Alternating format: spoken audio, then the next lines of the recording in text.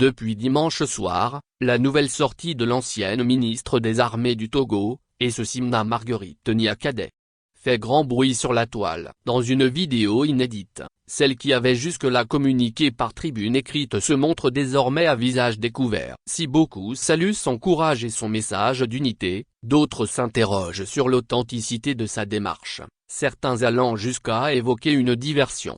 Des doutes persistants, mais les paroles de Nyakadé pèsent depuis ses premières prises de position publiques contre le régime de Faure Gnassingbé. Madame Nyakadé a été accusée par certains de manquer de sincérité. Son lien familial avec la famille présidentielle n'a cessé d'alimenter la suspicion. Pourtant, elle a rapidement fait certifier ses comptes Facebook et Twitter, renforçant ainsi la crédibilité de ses interventions. Sa sortie vidéo était d'ailleurs attendue. De nombreux Togolais réclamaient de la voir s'exprimer directement, et non seulement par écrit. Avec cette apparition, elle balaie une partie des doutes et oblige ses détracteurs à considérer ses propos sur un autre plan. Un message qui fragilise le pouvoir. Qualifier cette sortie de simple diversion paraît réducteur. Ces paroles, largement reprises, frappent directement au cœur du système. Le silence, dans ce contexte, est une faute morale, a-t-elle lancé, avant d'appeler à la démission du président togolais pour une transition apaisée,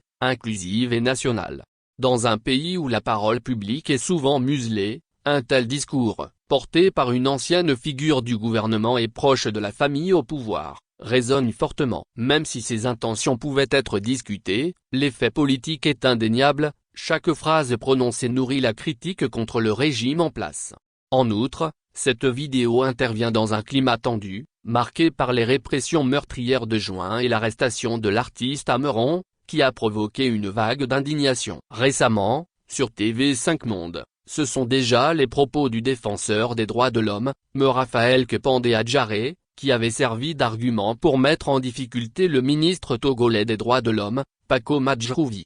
Dans le même registre, les déclarations de Madame Nyakadé pourraient désormais être utilisées comme levier par la diaspora et les acteurs de la société civile, notamment face à la communauté internationale. Elles alimentent un corpus de critiques venant d'anciens proches du régime, ce qui accentue l'isolement politique du pouvoir de Lomé.